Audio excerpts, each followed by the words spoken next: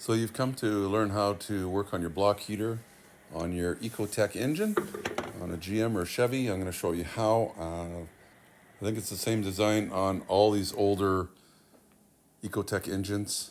This is a 2.4 in a GMC Terrain.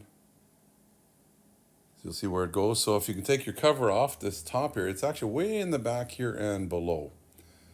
So we'll just have to show you once you get that cover off and this next cover off. I'm not going to show you step by step. If you've never had these off before, then maybe this might be a little bit too difficult of a job.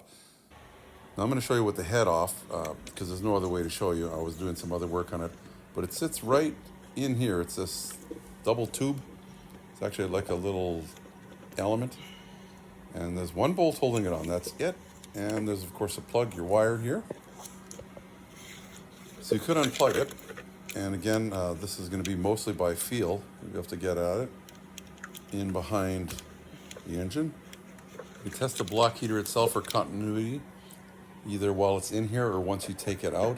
The wire itself might have one of these little temperature sensors that only allow the power to go through the wire when it's the right temperature. Now, this is under the exhaust manifold, I believe, so you're going to have to use a socket and a ratchet to get at it. So it's going to be a lot by feel, but with the light you should kind of be able to see what you're doing. And what I'm actually doing is I'm trying to remove this because I need access to this water pump. I was doing a timing chain on this vehicle, and might as well do the water pump while I'm in here because it's going to be much harder with the head back on. But back to this piece here, you can just give it a jiggle, get it out, and it'll be that easy. Give me the thumbs up if this has been of help to you. I also have a playlist on the GMC Terrain Chevy Equinox in the right-hand corner. You can check that out as well. And if you're new to the channel, I'm just going to put another quick little video here on these. But this is what the block heater looks like. It's fairly simple. And of course, that 10mm bolt, just the one bolt holding it in. And hopefully it's something that you can check on your own and do if it hasn't been working. It's only this, it's either the block heater or it's the wire. And here's a back shot of how it goes into here. It's not like some of the older ones that actually sat in the coolant that just sits against the block itself. So I guess we can't make fun of how they work this out because it does work in the wintertime. That's going to do it. Thanks for watching. Hopefully this was of help, and just reverse the order to get it back in. And here's some bonus footage. This bulb up here, the top one. Easy, well, fairly easy to actually do. So I'm going to show you two ways to do it. I'll show you the easy way, and then, well, if you have issues, the hard way. So we're going to attack it from the top here. There's a couple of these little clips you need to take out. You could probably use just a flat screwdriver, or if they're in perfect shape, maybe just even your fingernails, you might be able to pull the centers out. So I'm going to use my favorite tool. Ta-da!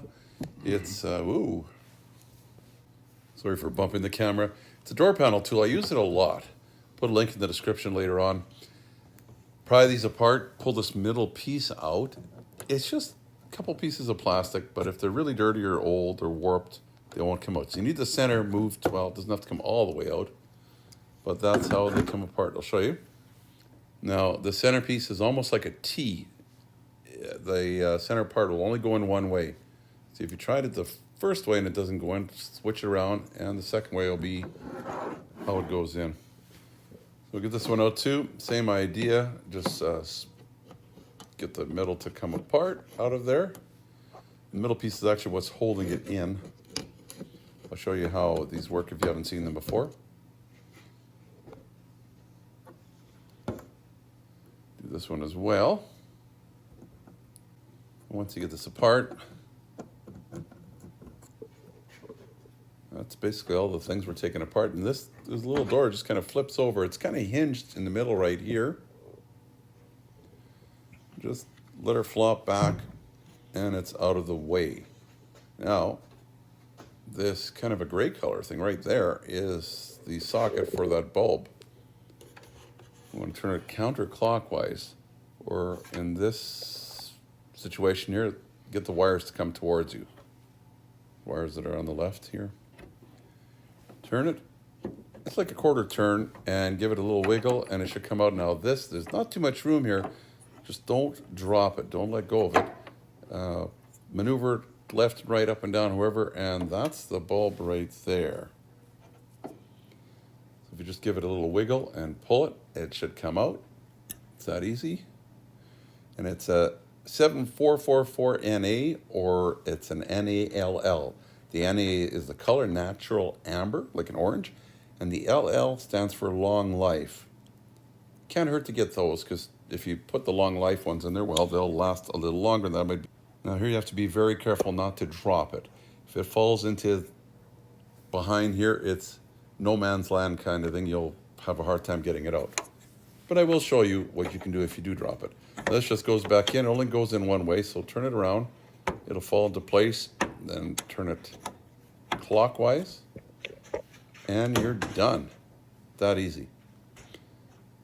Now we put this little flap back down. It should fall into place, and we'll put our little locking tabs or clips back in. That's what they look like. I'll show you how they work in case you don't know. So with the center out, this thing can squeeze, right? It squeezes when you push into the hole, and then it clips back out. But with the center part in there, it can't squeeze, so it can't pop back out. It doesn't move around. So stick them in the holes, push the middle down, done. Pop it in the hole again, with the center not all the way in, push it down, done. If the center's not in there at all, you can just put it in two pieces. We'll do this last one here.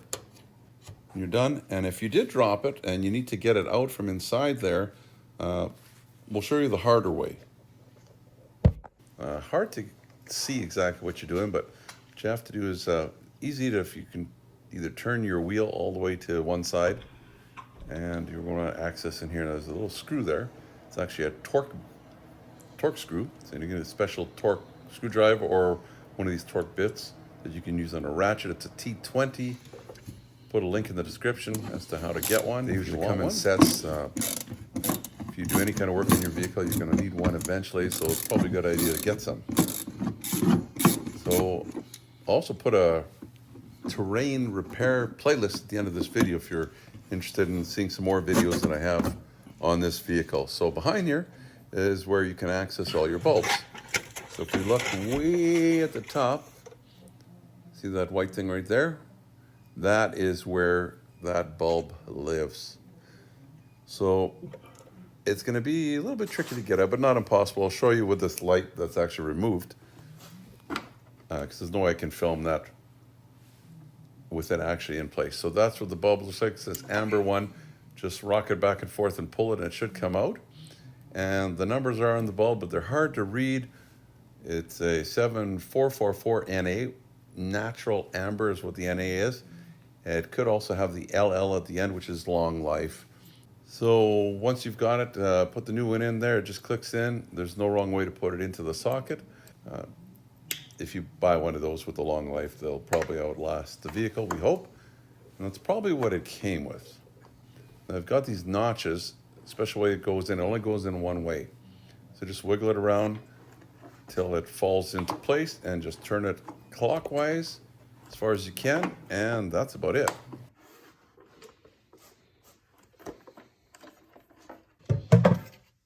Then you want to put this piece back on, the access to all your bulbs, and that only fits on one way too. Want to make sure that where that screw goes in lines up. Put that in, tighten it down, make it fairly snug, and you should be good. Easy enough, wasn't it?